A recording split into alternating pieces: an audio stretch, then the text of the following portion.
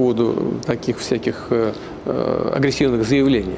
La Russie a annoncé ce jeudi 25 décembre avoir fait une proposition à la France concernant l'affaire du chercheur français Laurent Vinatier, emprisonné en Russie depuis juin 2024 et qui pourrait être jugé pour espionnage.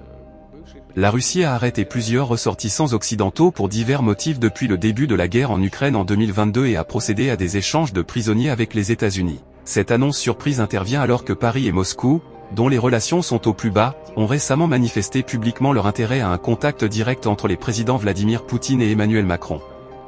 Il y a eu des contacts appropriés entre notre parti et les Français. En effet, une proposition a été faite aux Français concernant Vinatier, a déclaré le porte-parole du Kremlin, Dmitri Peskov, lors de son point de presse quotidien auquel participait l'agence France Presse, AFP. La balle est dans le camp de la France maintenant, a-t-il ajouté, en affirmant ne pas pouvoir fournir de détails, car c'est un domaine très sensible. La famille du chercheur a réagi via son avocat auprès de l'AFP ce jeudi 25 décembre, déclarant espérer qu'il puisse être libéré pendant les fêtes.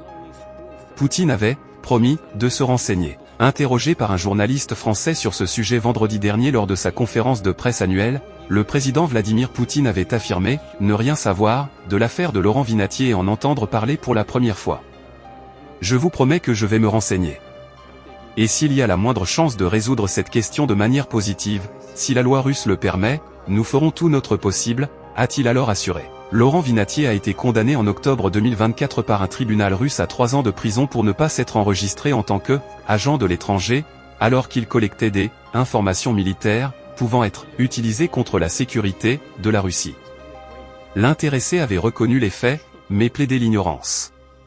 En août, il avait comparu devant un tribunal russe pour des accusations d'espionnage, qui, si elles étaient confirmées, risqueraient d'alourdir considérablement sa peine. L'enquête a été prolongée et il pourrait faire l'objet d'un nouveau procès pour espionnage fin février 2026, selon son avocat français.